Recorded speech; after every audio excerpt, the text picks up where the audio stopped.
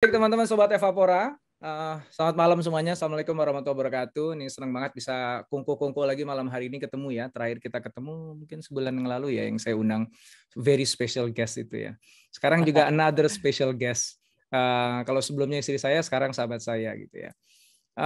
Malam hari ini seperti yang saya sampaikan tadi, teman-teman semuanya, kita akan sama-sama jawab pertanyaan yang ada dalam judul dari event kita malam hari ini ya. Strategi menaklukkan pasar di tengah ketidakpastian. Ada dua elemen tuh. Menaklukkan pasar, yang kedua adalah ketidakpastian.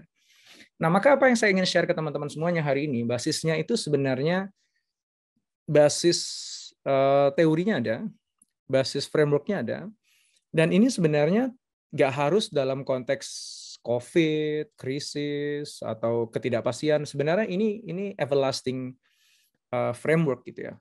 Namun saya ingin bawa ini dalam konteks ketidakpastiannya itu sebenarnya yang menjadi kunci gitu, yang itu jadi tantangan kita semuanya pada saat ini ya teman-teman ya.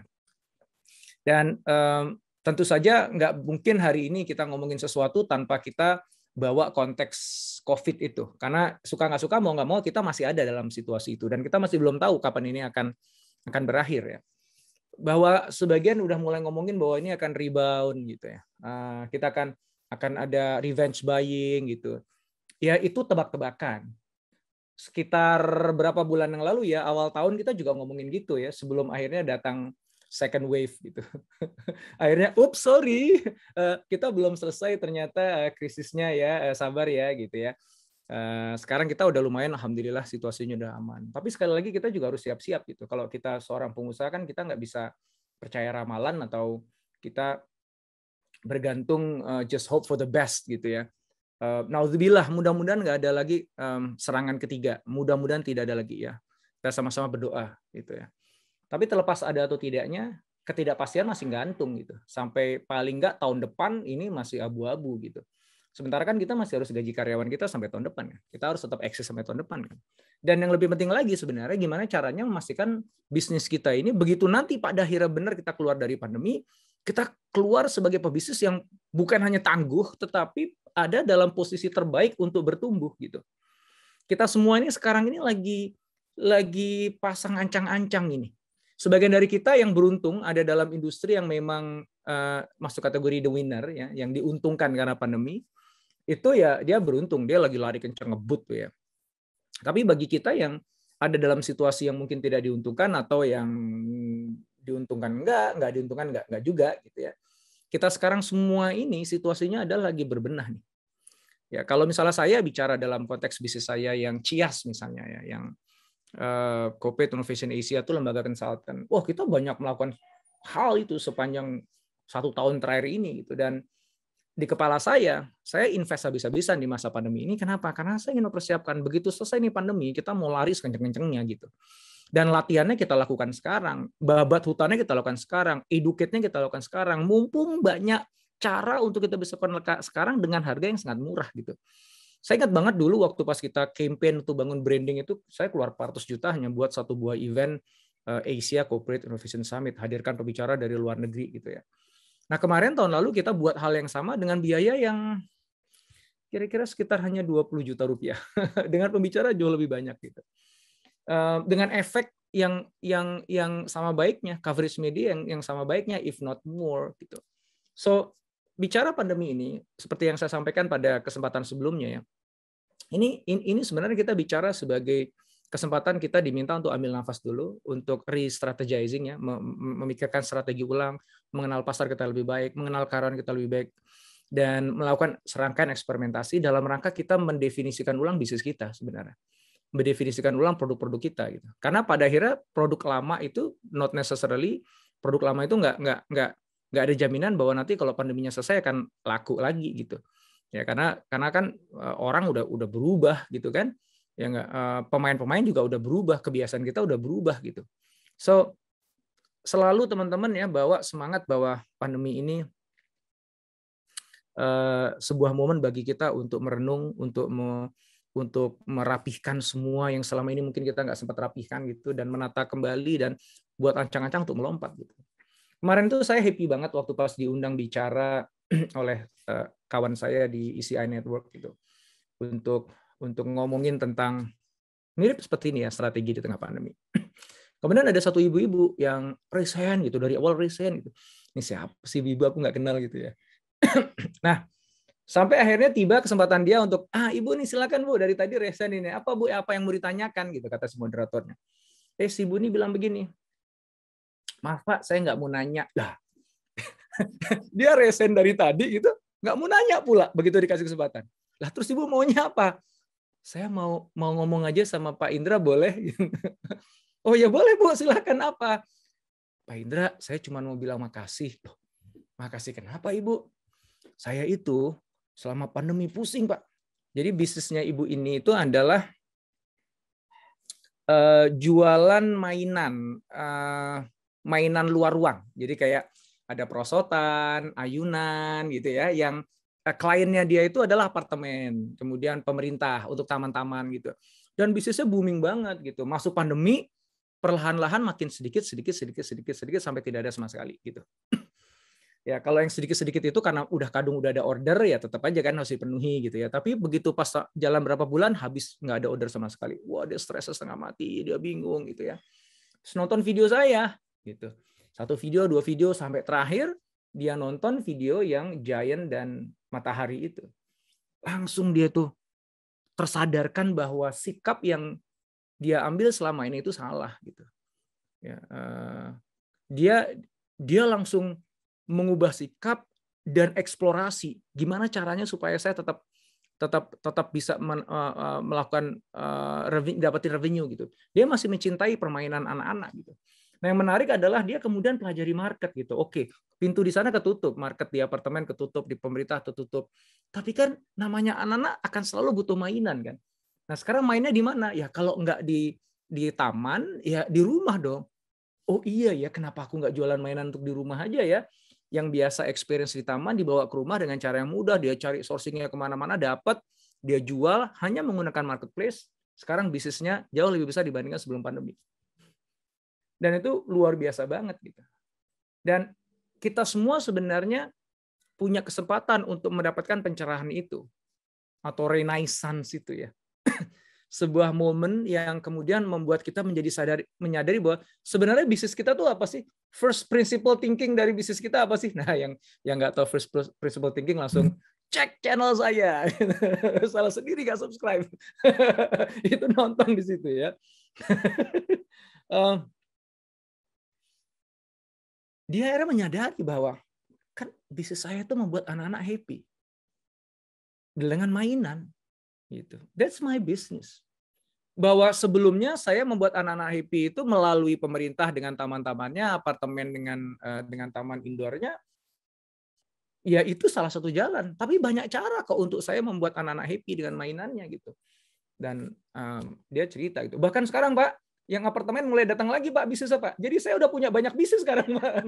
Kalau dulu Pak, kalau nggak ada pandemi, bisnis saya cuma jualan ke apartemen sama jualan ke pemerintah aja. Sekarang saya apartemen iya, pemerintah mulai juga, dan sekarang saya malah yang jualan retail juga ada gitu. Nah, spirit itu teman-teman semuanya yang saya ingin angkat pada malam hari ini gitu ya. Spirit yang sifatnya lebih tactical. Kalau teman-teman nonton video yang rewrite the rules ya, tulis ulang aturan main atau baca buku Rise Above the Crowds ini ya, ini chapter 6 katanya Mas Aris tadi, aku aja udah lupa tuh chapter berapa ya. Itu agak sedikit konseptual di sini. Yang malam hari nanti saya akan ajak teman-teman ada kesempatan untuk kita benar-benar praktekkan ini bareng-bareng ya. Nah, tapi malam hari ini saya ingin lebih pragmatis saja. Ya, saya ingin share 4 hal kunci yang teman-teman perlu lakukan sekarang nih di masa pandemi ini. Bahkan nanti after pandemi juga tolong ini dilakukan. Tapi di masa pandemi ini menjadi sebuah kewajiban ya, kudu wajib untuk teman-teman benar-benar bisa menemukan cara untuk ngebuat bisnis teman-teman akhirnya duduk pada track yang paling tepat, bukan hanya di masa pandemi menghasilkan banyak, tetapi bahkan ini nganterin teman-teman nanti pada posisi yang jauh lebih baik di era setelah pandemi nanti ya. Jadi naklukkan pasar within the pandemic dan nanti hopefully after the pandemic. 4 hal ini aja aku akan share, dan nanti terakhir juga ada beberapa hal yang aku akan share ke teman-teman semuanya sebagai bentuk aplikasi dari yang 4 ini gitu ya. Saya akan pakai iPad saya ya, mohon izin ya. Oke, hal yang pertama teman-teman semuanya yang saya ajak rekan-rekan semuanya untuk lakukan. Bentar, saya harus mengubah settingan ini dulu. Ya. Hal yang pertama yang teman-teman perlu lakukan adalah melakukan apa yang kita semua kenal dengan istilah empathy. Ya, empathy. Empathy ini kata yang sekarang lagi populer banget ya, apalagi kalau teman-teman yang mainnya design thinking gitu. Nah, empathy ini is like number one word gitu. Dan not surprisingly, nggak heran kalau justru di saat pandemi ini hal pertama yang harus kita lakukan. Saya ingat banget waktu pas lagi masuk pandemi gitu ya. Terus hal yang pertama saya pikirin gini kan, wah ini order udah berhenti nih. Kalau kita ngomongin bisnis training, consulting gitu ya. Terus, oke, what can we do? Apa yang bisa kita lakukan? Oke, coba kita empati dulu yuk. Saya yakin mereka semua lagi stres, lagi bingung. Jangan nambahin stresnya mereka dengan penawaran produk-produk kita yang bisa jadi nggak relevan. Yuk cari tahu dulu yuk problem mereka apa sih, hal apa sih yang membuat mereka stres, hal apa sih yang membuat mereka frustasi. Yuk kita jadi bagian dari solusi untuk mereka yuk. Akhirnya saya ngobrol teman-teman yang biasa jadi klien, telepon sana sini gitu, mereka curhat, oke gini deh, yuk kita buatin webinar gratis, kita kumpulin mereka semuanya, gue pengen share sesuatu yang mudah-mudahan bisa jadi solusi untuk lo deh. Wah kita nggak punya anggaran, gratis bro, datang aja yang penting deh. Gitu. Dan akhirnya kita mulai serangkaian event yang membuat mereka jadi berpikir, gila nih Ichias sih ngerti banget ya gue gitu. Demikian juga Coach Fauzi nih, kok Kubik juga ngerti banget gue ya gitu. Itu aja dulu gitu, itu dilakukan pertama. Nina Nugroho yang bisnis saya dengan istri yang baju, kita juga lakukan empati. Kita tahu bahwa nggak mungkin di tengah kondisi baru pandemi WFH gitu ya, sebagian orang udah mulai terancam dirumahkan, terus tiba-tiba kita maksa jualan baju mahal lagi gitu bajunya ya, nggak mahal-mahal amat sih ya, tapi relatively apa ya, nggak murah juga gitu. Itu akan tidak empatik banget gitu. Jadi justru kita menahan diri di awal gitu. Justru malah kita kasih tips-tips tentang gimana kita menahan kecemasan dan sebagainya. Kita kemudian kalaupun ada jualan ya kita banding produk aja dengan special discounts dan sebagainya gitu ya. Bahkan kita keluarin brand baru Essensia namanya yang harganya relatif lebih mudah dan kepentingannya untuk kerja di rumah gitu. Ya lebih bahannya tuh berbeda gitu. So itu hal yang pertama yang kita lakukan, empathy. Itu nomor satu dulu. Nah ini yang kenapa saya angkat ini, karena ternyata teman-teman semuanya, kebanyakan para pengusaha nih, UKM nih, dia nggak melakukan itu loh.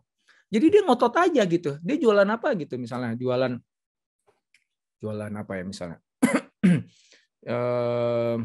Let's say apa nih teman-teman, yang paling banyak apa misal makanan gitu ya, terus oke, dia makanan yang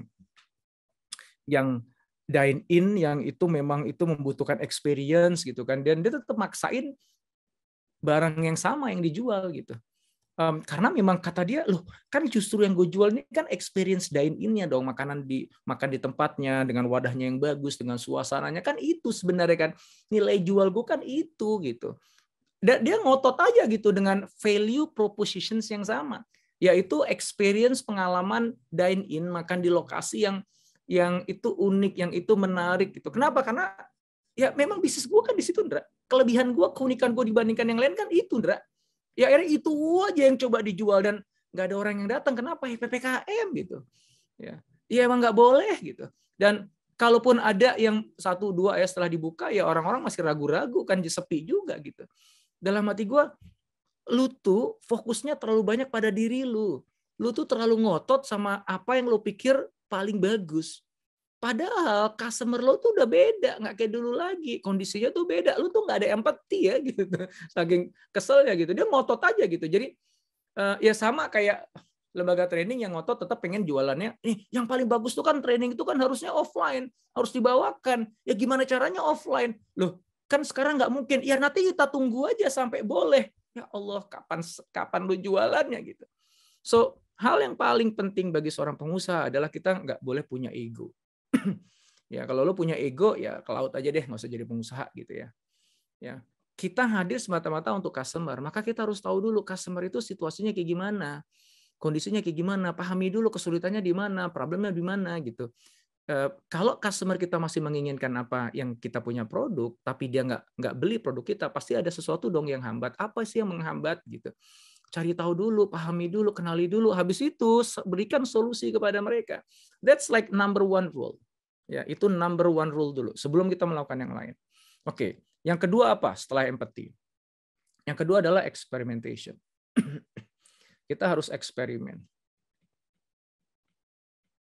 Ya.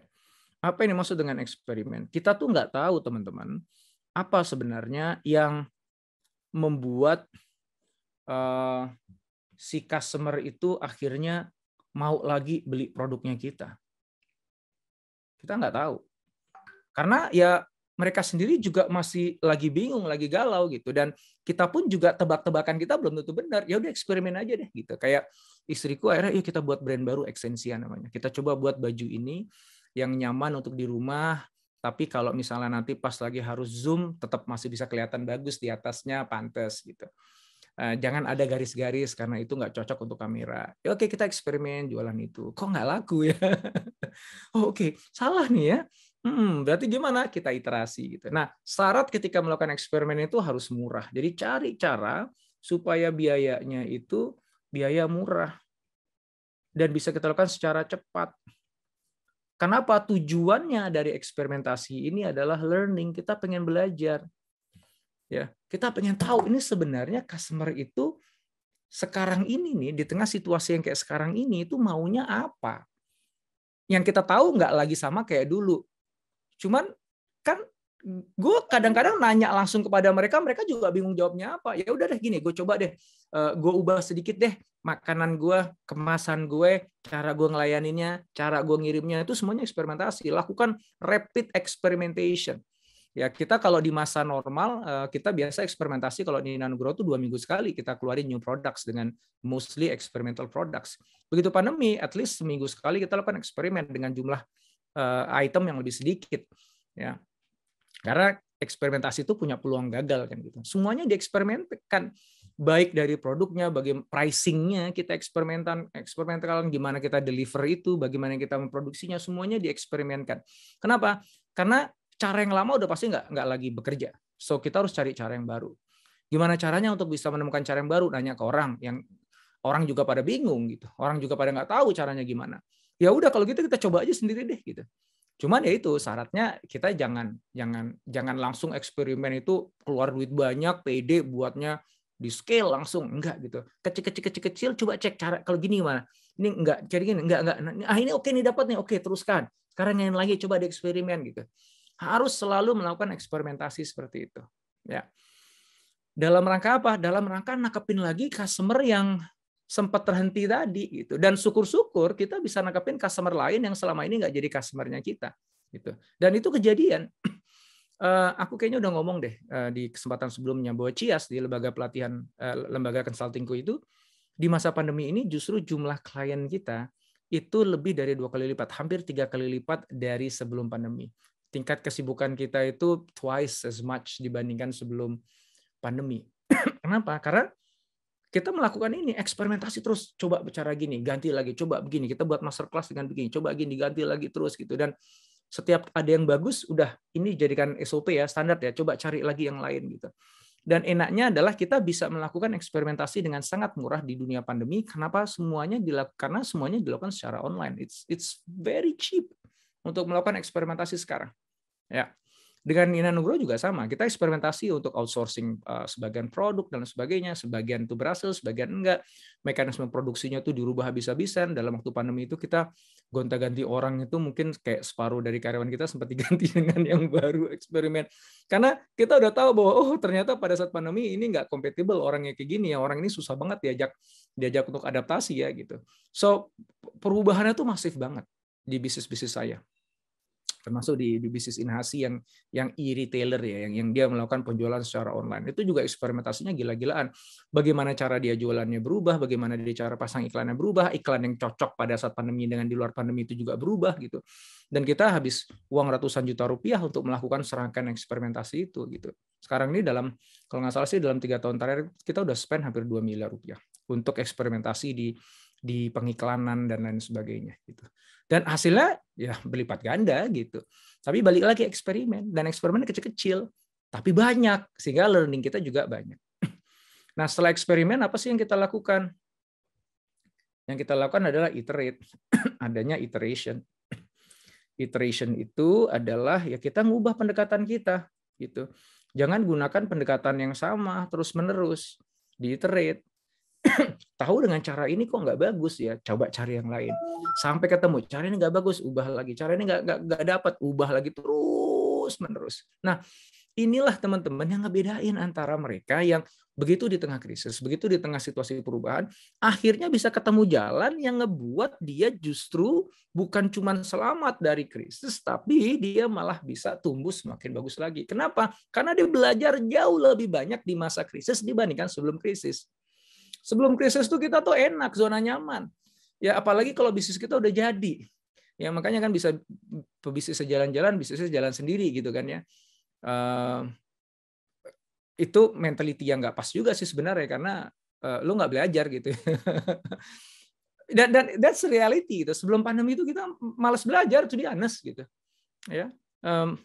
Kenapa? Karena semuanya udah baik-baik aja gitu. Dan ya kalaupun mau belajar, gue tinggal datang ke seorang guru, gue belajar sama dia, gue dengerin ilmunya, habis itu gue pakai berhasil. Kenapa? Ya karena kan itu best practice gitu. Begitu masuk pandemi, bisa jadi ilmu dari guru yang sama nggak lagi kepake gitu.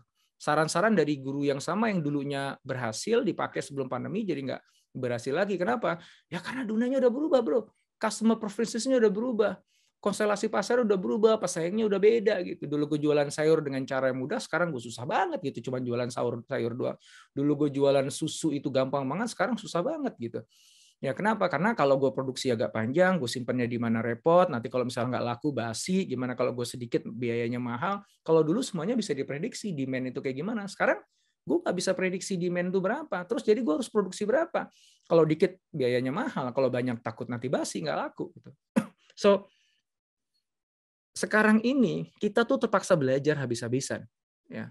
Kita terpaksa dari bangun pagi habis sholat subuh jam 6 mulai kerja, mikir, eksperimentasi, coba meeting dengan teman-teman sampai malam baru tidur lagi gitu. Dan itu kan yang terjadi sejak awal pandemi gitu. Sampai hari ini kalau saya. Dan saya kan teman-teman semua juga masih ngalamin itu kan. So if you do not learn a lot during the pandemic, you are missing a lot ya. Kalau teman-teman nggak belajar di masa pandemi ini, waduh, gila men, rugi banget. Gue jamin ente rugi banget kalau seandainya di masa pandemi ini teman-teman nggak belajar banyak gitu ya. Dan how do you learn during the pandemic? Gimana caranya teman-teman belajar di masa pandemic? Bukan hanya dengan cara ngikutin seminar kayak gini. Ini bagus karena akan nambah wawasan, mancing inspirasi gitu. Siapa tahu dapat solusi gitu. Tapi kan yang saya omongin, yang saya Coach Fauzi ngomongin, yang nanti Kang Dewa omongin, siapapun omongin itu kan gue lagi nggak ngomongin spesifik bisnis lo, bro. Gue ngomongin bisnis secara umum. Ya gue ngomongin industri sih, kalau fashion, kalau makanan, kalau ini gitu ya. Tapi every business is different. Ya. Jadi misalnya nih, istri saya bisnisnya fashion, terus dia ikut seminarnya tentang seorang ahli fashion gitu, dia ngomongin gini. Kalau exactly dipakai itu yang diomongin oleh orang itu di dalam bisnisnya dia, apakah otomatis pasti berhasil bisnisnya? Belum tentu. Karena marketnya beda, ya customer-nya berbeda, produknya berbeda, taste-nya berbeda, internal organization-nya berbeda, budaya dalam organisasi berbeda, orang-orangnya berbeda, pola kerjanya berbeda, semuanya beda gitu. Ya, jadi satu-satunya cara untuk teman-teman benar-benar bisa belajar yang tepat sehingga teman-teman bisa ngebuat keputusan yang paling tepat untuk bisnis teman-teman adalah dengan doing experimentations. Karena di masa sekarang ini nggak ada best practice-nya, belum ada. Kalaupun best practice dipakai di perusahaan orang, belum tentu itu cocok di tempat kita juga. Gitu. So you have to actively learning, bukan cuma listening apa kata orang. Malam hari ini teman-teman datang dengerin, dapetin inspirasi dari saya, dari Coach Fauzi, dari teman-teman semuanya, dapetin spiritnya, dapetin arah gedenya. Habis itu langsung praktekin dan mulai eksperimentasi. Nah, ilmu yang akan mengubah bisnis teman-teman itu adalah ilmu yang teman-teman dapetin dari rangkaian eksperimentasi tadi. Ya, begitu dapat insight-nya, langsung gunakan insight itu untuk perbaiki prosesnya. Itu namanya iteration. Ya, prosesnya diperbaiki, produknya dioprek lagi, cara menjualnya dioprek lagi, terus sampai ketemu yang paling bagus. Yang terakhir adalah collaborate. Kenapa saya bilang collaborate? Collaborate ini ya, ini overused words ya. Semua orang kayaknya pengennya kolaborasi deh gitu ya. Cuman pertanyaannya gini, kenapa kok sekarang kolaborasi itu menjadi kayak prasyarat gitu ya? Karena gini, di masa pandemi ini jangan buat keputusan gede yang berkonsekuensi pada investasi gede dulu. Karena kita masih belum tahu apa yang working, apa yang nggak working.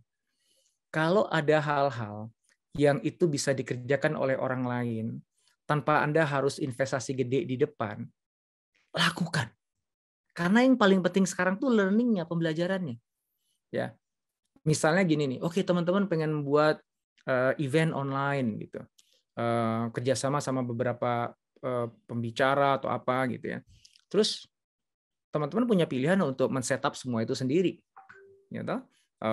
Punya equipment-nya sendiri, hire orang sendiri, ada desainer sendiri, buat sendiri gitu. Bisa itu.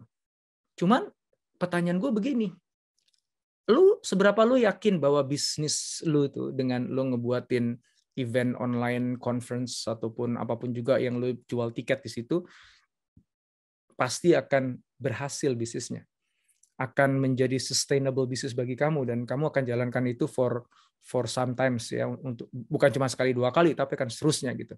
Lu udah yakin belum bahwa itu akan jadi bisnis menguntungkan lu yang sustainable? Atau lu baru pengen nyoba? Mudah-mudahan ini bagus bisnisnya, jadi gue bisa jadikan ini bisnis utama gue di masa yang akan datang. Ya terus terang sih pengennya gue sih, Indra, pengennya sih ini jadi bisnis gue nantinya ke depan. Ini kan kayaknya kan bagus nih di masa depan tuh katanya ini online tuh utama gitu. Oke, lo udah yakin banget nggak bahwa itu pasti akan berhasil? Ya kalau yakin ya enggak, Indra. Terus jadi gimana? Ya gue sebenarnya pengen nyobain dulu. Nah lo kalau nyoba dulu, lu pengen nyoba-nyoba dagang bakso, jangan beli ruko gitu. Karena belum tentu bakso lo enak dan dibeli orang gitu. Ya lu sewa gerobak kayak di depan, lu sewa gerobak ya murah gitu harian, sewanya harian bahkan. Lu parkir gerobak lo di depan yang trafiknya rame, lo coba dulu laku nggak gitu. Kalau laku baru deh beli tempat yang agak sedikit lebih, sewa tempat yang agak sedikit lebih permanen gitu kan di pojok jalan gitu, bukan lagi gerobak gitu. Oh kalau laku gede dan itu continue, coba deh tempat yang lain masih laku nggak? Oh laku, ya udah baru lo beli ruko gitu. Until then, sampai kemudian teman-teman yakin bahwa itu bisnisnya memang benar-benar bisnis yang proven, berhasil, kerjasamakan sama orang lain dulu. Minimize the risk dulu. Kenapa? Karena yang paling penting adalah kita belajar dulu. Is this working? Is this not working? Karena likeliness, peluang untuk nggak workingnya tuh lebih banyak dibandingkan workingnya. Ya daripada lo begitu kerjasama aja sama Evapora, ngomong tuh sama Mas Aris sama Mas Isan, Mas aku tolong dong bantuin dong, gue pengen nyobain begini, bisa nggak support? Bisa gitu. Dan itu yang sekarang dilakukan oleh banyak IO yang lain, daripada mereka pusing buat sendiri, kerjasama aja sama Evapora, aman, beres gitu.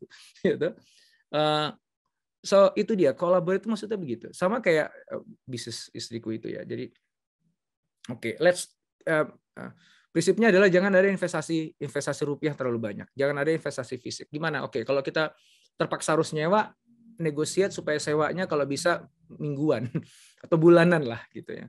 Supaya kita nggak punya komitmen jangka panjang. Terus tentang ini nih, produksi gimana? Kita bisa kerjasamakan nggak? Kerjasamakan dulu aja deh. Sampai kita yakin bahwa ini working, udah eksperimentasi sekian kali, kita coba dapat, baru kita mau invest gitu. Itu maksudnya dengan collaborate. Ya. Nah, so 4 hal ini teman-teman semuanya, kalau teman-teman ini pakai, ya diurutin ya dari atas ke bawah nih. Kalau ini benar-benar dipakai, peluang untuk teman-teman nanti bisa menemukan cara terbaik menaklukkan pasar tuh gede. Ini tuh simple teman-teman, it's super simple sebenarnya. Ini nggak kompleks rocket science, bahkan saya harus melakukan ini ya, teknik jualannya gini sebagainya. Ya itu mungkin perlu dilakukan, tapi ini prinsip dasarnya, ini fundamentalnya. Ya, oke. So satu lagi nih yang saya ingin bahas dengan teman-teman semuanya supaya apa yang saya jelasin 4 hal ini menjadi lebih konkret ya. Pertanyaannya gini, oke Mas, aku udah siap untuk berempati dengan customerku sehingga aku nanti bisa mulai buat eksperimentasi di produkku, di bagaimana aku delivery produkku, atau aku bahkan memproduksi produknya, bahkan mungkin aku harus mengubah value propositions-ku gitu ya. Apa frame yang bisa aku pakai untuk melakukan ini semuanya? Untuk melakukan empatinya, eksperimentasinya, iteration-nya, dan kolaborasinya. Apa frame yang aku bisa pakai? Concretely, Mas, supaya aku nanti bisa langsung nih selesai dari acara ini, aku bisa ngomong sama partnerku, sama pasanganku, dan aku bisa langsung menyusun strategi pemenanganku nih. Nah, saran saya sih pakai yang paling populer aja, yaitu pakai bisnis model Canvas. Ya, jadikan itu sebagai kanvas teman-teman diskusi sama partner bisnisnya masing-masing. Ya, ini tipikal orang intuiting kalau gambar nggak pernah lurus. Ya. Ini kayak guru saya waktu SD ya. Jadi ketika dia gambar, anak-anak inilah garis lurus. Ngomongnya ini garis lurus tapi gambarnya begini. Tapi saya tidak menyalahkan guru saya atas gambar saya yang jelek ya. Itu emang dasar gue emang nggak bisa gambar aja. So, business model Canvas ini sesuatu yang I think everybody knows, tetapi not everybody benar-benar take full advantage dari business model Canvas ini. Nah, aku gambarin ke teman-teman semuanya. Siapa di antara teman-teman yang masih belum familiar sama business model Canvas? Nah, kalau misalnya memang ada, aku tak jelasin dulu business model Canvas itu kayak gimana. Ya, oke, tak jelasin dulu deh ya. Just in case teman-teman ada yang masih lupa gitu business model Canvas-nya. Ya, oke, kelihatan kan ya? Kelihatan ya? Gedein dikit, cut. Oke. Nah, yang paling penting dalam bisnis model Canvas itu adalah 2 kotak ini dulu nih. Yang di sini namanya customer segment, segmen pelanggan. Segmen pelanggan. Kebaca ya. Baca nggak? Baca kan? Nah, yang di sini namanya value propositions atau proposisi nilai. Tak bahasa Indonesiain aja. Proposisi nilai. Maksudnya gini. Ya. Kita menyasar siapa dan apa yang kita tawarkan ke orang itu sehingga mereka nanti akhirnya mau memberikan uang kepada kita. Ya, misalnya kita jualan let's say dimsum gitu ya. Makanannya dimsum atau somai gitu ya. Kok tak taruh di sini sih, salah. Jangan di sini deh. Baju aja deh, baju deh ya. Baju untuk siapa? Nih aku langsung ngomongin misalnya istriku ya. Bajunya jualannya tuh baju. Ini aku tulis dulu nih produknya baju di sini ya. Tapi ini sebenarnya bukan ini proposisi nilainya. Tapi ini supaya teman-teman tahu produknya. Baju ke siapa? Nah, kita jual itu ke profesional muslimah. Jadi dia muslimah, tapi dia profesional. Jadi dia bekerja untuk bank atau dia jadi dokter gitu, profesional. Nah, ini namanya segmen pelanggan di sini. Value propositions ini adalah sesuatu yang kita tawarkan kepada mereka. Dan kalau saya cuma nulis baju di sini, ini salah nih. Kenapa? Karena ya baju kan banyak, di mana-mana baju lo bisa beli itu. Baju yang kayak gimana? Apa proposisi nilai? Sesuatu yang unik, yang bernilai, yang berharga, yang lo tawarin kepada si customer, sehingga si customer itu akhirnya mau beli baju dari kita, bukan ke tempat yang lain gitu. Akhirnya saya tulislah bajunya karena ada X, Y, Z, H gitu misalnya ya. Ini masing-masing ini value-nya gitu. Ini sekedar untuk ilustrasi aja. Nah, kalau misalnya ternyata apa yang saya tawarkan di sini cocok memenuhi kebutuhan dari mereka yang ada di sini, maka pasti akan beli. Gitu ya. Nah, pertanyaannya begini, gimana caranya saya bisa memastikan bahwa nilai yang saya tawarkan ini bisa menjangkau sebanyak mungkin pelanggan saya, sehingga nanti yang beli juga banyak. Nah, di sini ada yang namanya hubungan. Hubungan itu bagaimana cara saya tuh menghubungi mereka, ya, sehingga mereka mau beli barang kita. Nah, dulu nih kalau awal-awal ini saya punya butik gitu. Paling banyak dari butik waktu itu. Ada website gitu. Ya. Nah, terus kalau pas lagi dia mau beli nih, dia udah tertarik nih mau belinya di mana? Nah, ini ada channel. Channel itu jalur ya. Jalur dia kalau mau beli kemana? Oh ya, dibelinya ke butik sama kayak di atas dengan websitenya gitu. Terus selain hubungan ini, selain butik dan website, saya juga ada nih suka promosi saya. Jadi saya promosi di medsos ada. Nah, ya. Jadi ini adalah cara saya menjangkau pelanggan. Nah, pelanggan akhirnya kalau tertarik belinya lewat jalurnya sini. Gitu, lewat sini. Ini untuk beli. Nah, di sini ada namanya key activity, aktivitas kunci. Aktivitas kunci itu apa sih hal-hal yang harus aku lakukan untuk memproduksi baju? Ya, desain. Kemudian apa lagi? Ya mulai produksi ya, pabrik, produksi, kemudian jual deh misalnya. Ini aktivitas kuncinya. Kemudian ada sumber daya. Sumber dayanya apa? Brand. Brand itu sumber daya ya. Kemudian apa lagi? Ya saya harus punya bahan. Bahannya juga harus yang unik. Bahan baku ya. Nah, di sini ada key partner. Partnernya kita siapa aja gitu. Nah, waktu di awal-awal partner ini tuh nggak ada gitu. Sampai kemudian akhirnya kita ketemu partner namanya partner Inhasi yang saya juga menjadi pemiliknya di sana. Dia adalah e-retailer. Dulu kita ada partner yang lain selain Inhasi ini. Jadi kita kerjasama kongsian sama butik yang ada di FX Sudirman. Tuh. Oke. Kemudian kita punya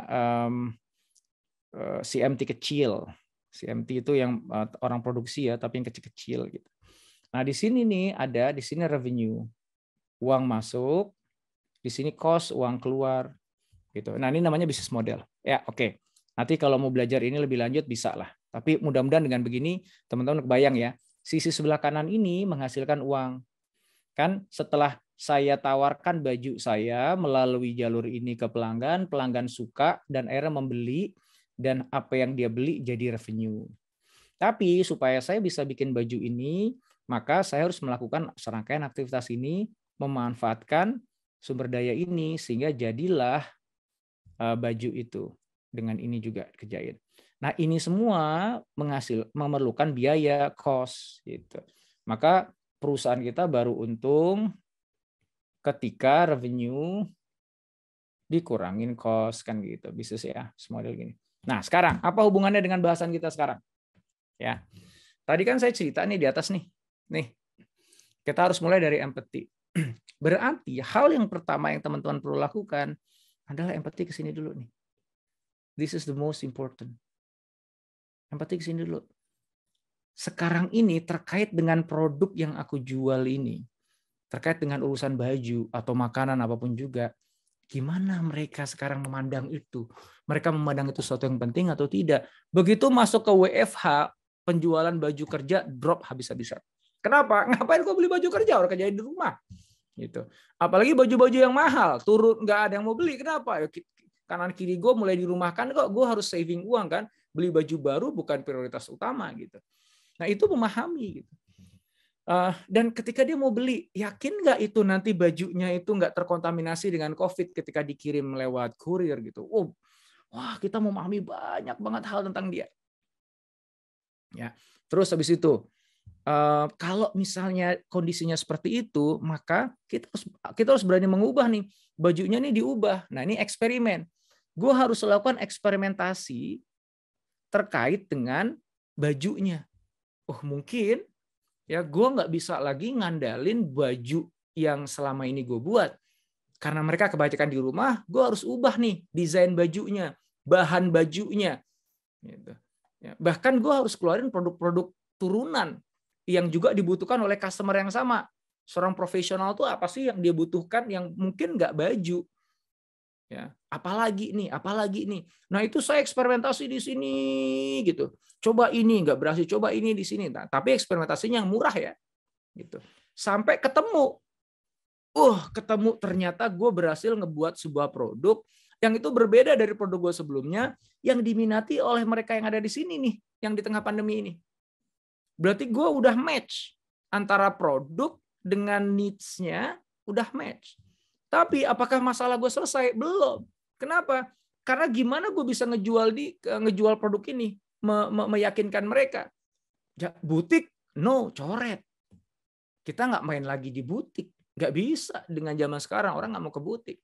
Website, oke, tapi sebentar, kita coba dulu. Traction-nya seberapa jauh. Ternyata nggak terlalu bagus. Ternyata kita harus jemput bola. Gimana caranya? Medsos, oke, dimainkan medsos. Coba pasang iklan di medsos. Iklannya begini, gambarnya begini, ini begini. Kita A/B testing semuanya. Dengan yang murah-murah ya. Oh, ternyata masih nggak kena nih.